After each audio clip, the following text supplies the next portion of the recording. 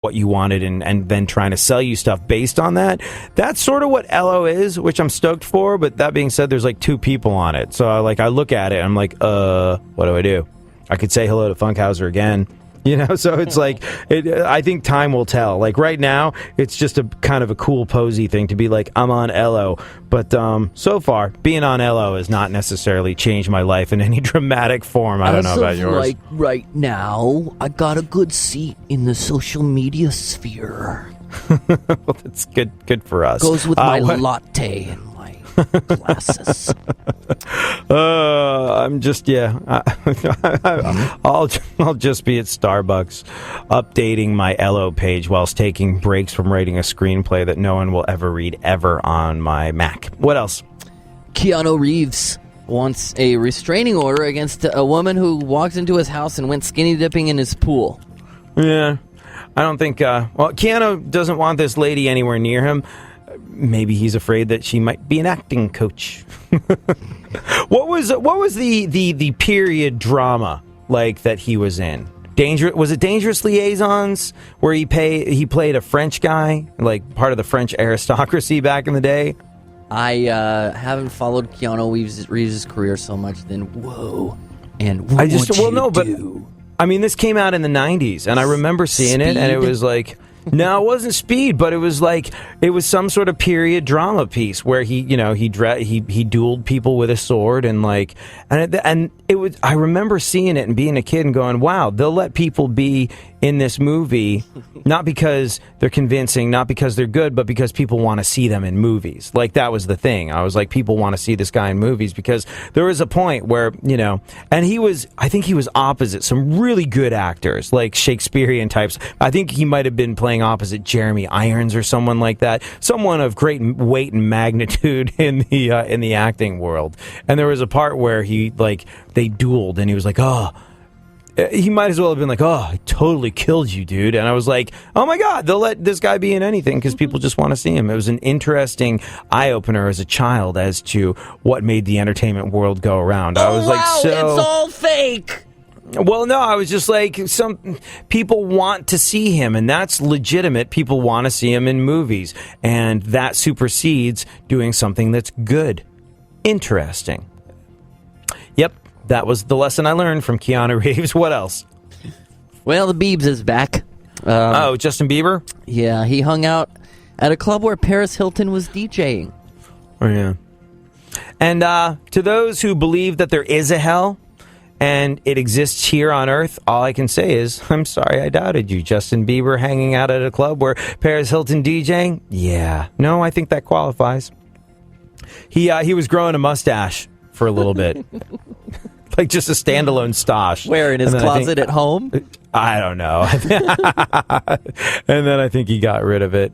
So you can insert your own shaved Bieber joke wherever you feel it's appropriate. What else? A playoff game this weekend between the Nationals and the Giants went 18 innings and 6.5 hours. Yeah, baseball game so long that players had to send out for steroids halfway through just to finish it off. Go on. Here's some good uplifting news. Donald Sterling has reportedly reunited with V. Stiviano.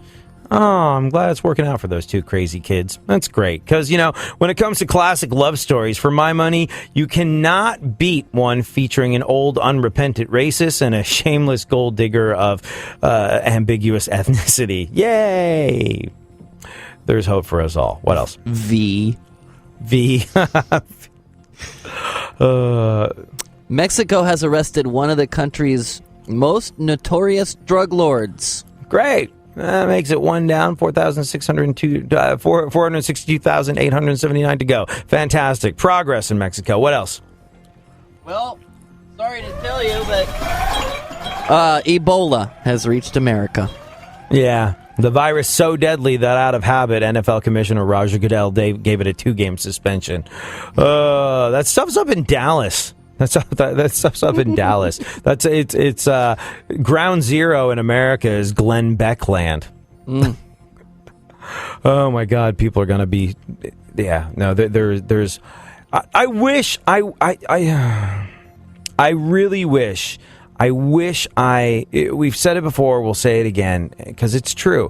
Funkhouser and I would be living in much nicer places, driving significantly better cars, if we were the type of people that could be like, okay, there's an Ebola outbreak, get in touch with people that send sort of like, because what they use to not cure Ebola, but to wash people off that are working in areas where they have Ebola, chlorine. Like, if we were the type of people that could relentlessly profiteer off of fear, Funkhouser and I would be shilling chlorine.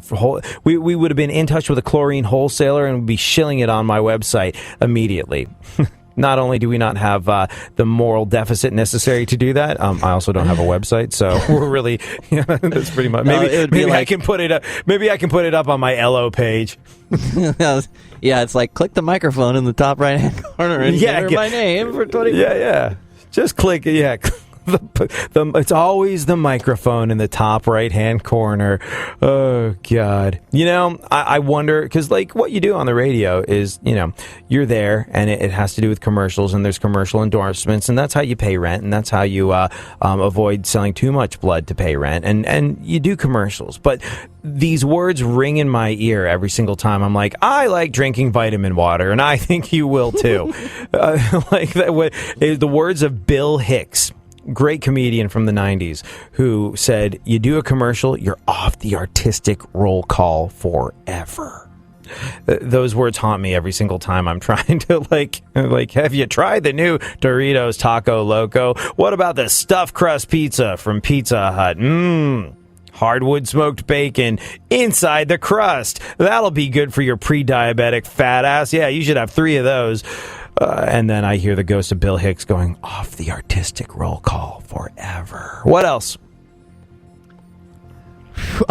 Scientists build a robot cheetah that runs 60 miles an hour. Yeah, also comes preloaded with a U2 album. Go on. Kim Jong-un, who bought that U2 album, is addicted to Swiss cheese. Oh, yeah. I don't know if you heard about it, but that whole thing where Kim Jong-un broke both ankles, it's not what happened. That was like the company line in North Korea. Like, Kim Jong-un, they're like, oh, the supreme leader has broken both ankles. And you look at it and you go, well, it didn't happen when he was falling off a treadmill. We know that much. As it turns out, gout, because he eats like awful, just terrible. Like, well, for example, he's addicted to Swiss cheese, and that has gone straight to his feet and caused him to get gout. But Kim Jong-un allegedly completely addicted to Swiss cheese. Kim Jong-un and Swiss cheese are different, though. One's mostly fat, lacks a brain, and has no business running a nation. The other one is a type of cheese. What else?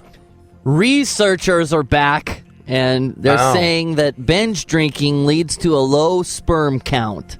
Well, explains why the most interesting man in the world is now saying, stay impotent, my friends. What else? Does it lead to a low sperm count, or does it lead to an inability to get the flagpole in a position to fly the flag? And you see what I'm saying here? We'll ask these researchers when they come back. Yeah, fantastic. A study tax dollars at work. Yeah. A study found that when people are in a negative mood, they look for their friends on Facebook who are doing worse than they are. And when they really want to find people not doing well, they check in on whoever is still using MySpace. We're probably making people feel worse by being on Elo at the moment. Oh, my God. Thank you so much for hanging out, being part of our radio family. Joining the conversation by tweeting me at ADSXE is where you can find me. At Funk FM is where you can find super producer to the stars, Barry Funkhouser. The show just went like that today. We didn't even get a chance to talk about the moral conundrum presented by the woman who bought sperm she thought was that of a white man and therefore found it surprising when she gave birth to a black baby. We'll have to get to that tomorrow. Thank you so much. We'll be back tomorrow. We'll do it all over again.